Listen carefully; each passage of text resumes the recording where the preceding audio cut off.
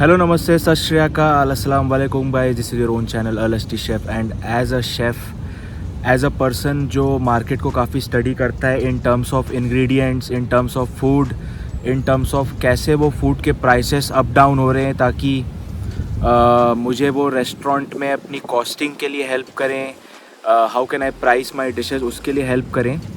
तो सबसे इम्पॉर्टेंट चीज़ जो आजकल के टाइम पे आफ्टर कोविड जो देखने को मिली है कि बहुत सारे फूड के प्राइसेस जो हैं वो बढ़ गए हैं और इन्फ्लेशन जो है वो अपने चरम पर पहुंच चुका है। उसके लिए भी मैं आप लोगों को दिखाऊंगा। एक चार्ट मैंने गूगल से निकाला है।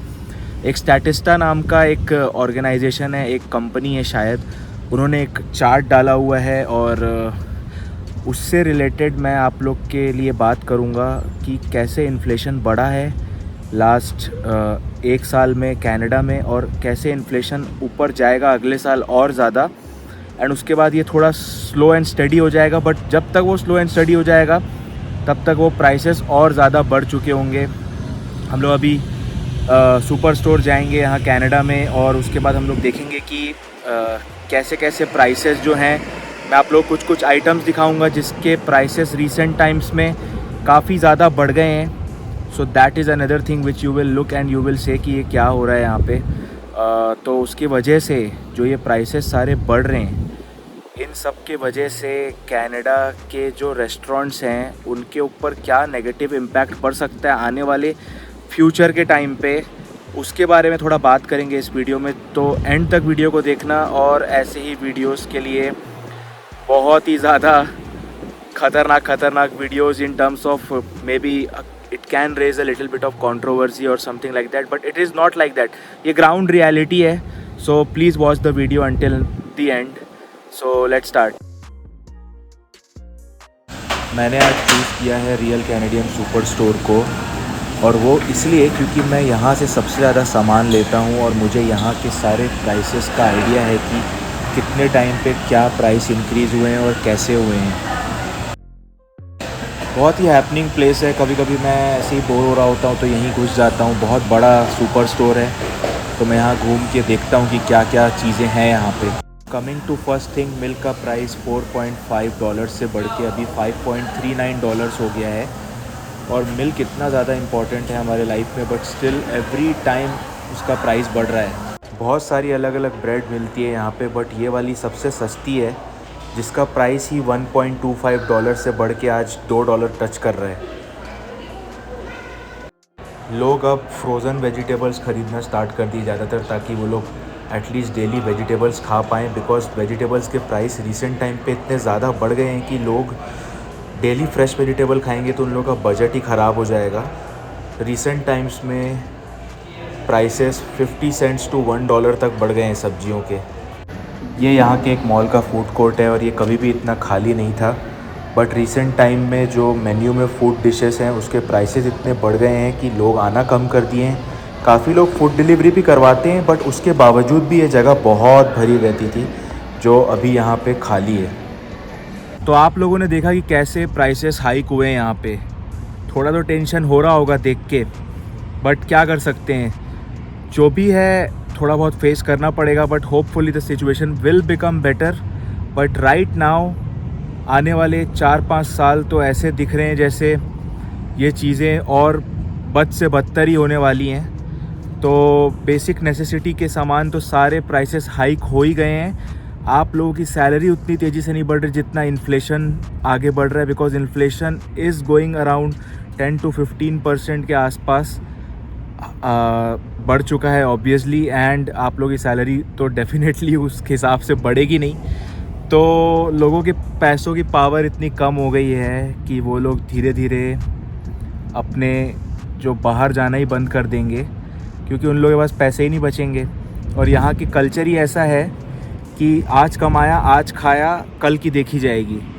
तो अभी एक चार्ट आप लोगों को स्क्रीन में दिखेगा, उस चार्ट को थोड़ा समझने की कोशिश करते हैं कि इन्फ्लेशन का जो ये सीन चल रहा है वो कहाँ से उठना स्टार्ट हुआ और अभी वो कहाँ जाता हुआ दिख रहा है। फिर एंड में ऑब्वियसली डिसएडवांटेजेस की बात करेंगे इन्फ्लेशन की रेस्टोरेंट इंडस्ट्री के ऊपर, विच इज़ अगेन जो मैंने ऑब्ज़र्व किया है ना, that is scary for me as a employer in hospitality industry as a chef. So let's move to the chart.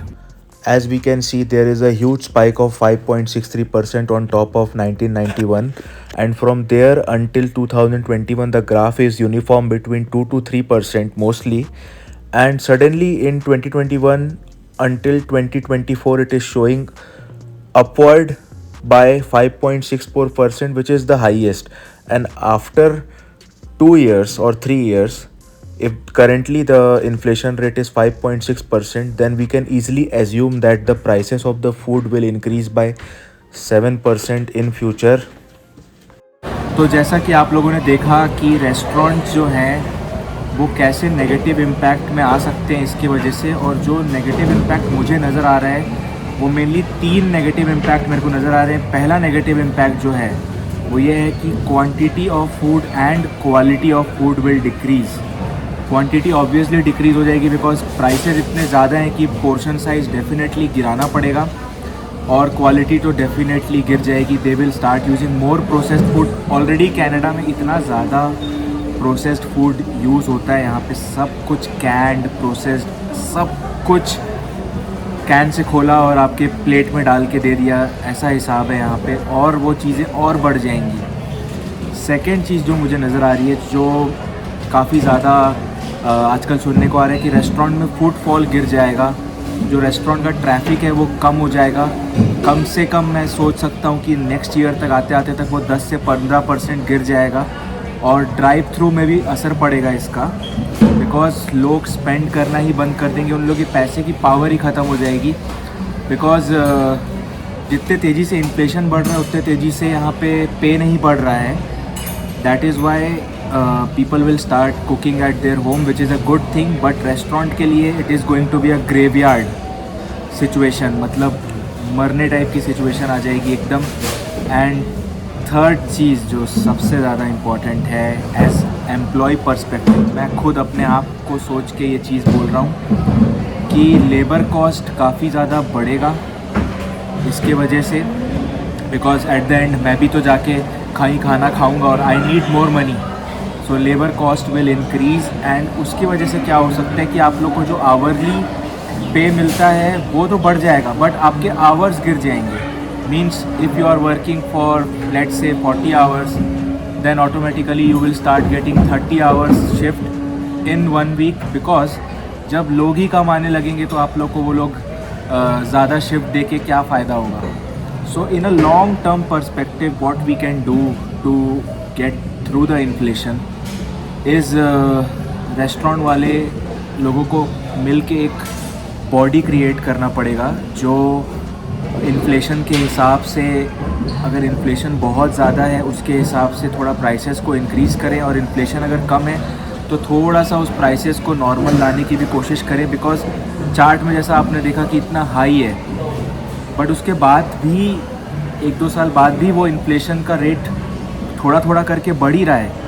तो जब ऑलरेडी ये सब चीज़ों के प्राइस बढ़ जाते हैं, जैसे शुगर हो गया, ब्रेड हो गया, फ्लावर हो गया, तो वो एक बार बढ़ गए तो उसको कम करने का जो है ना चांसेस वो बहुत ही कम हो जाते हैं. वो कभी भी नहीं गिरने वाले वो प्राइसेस.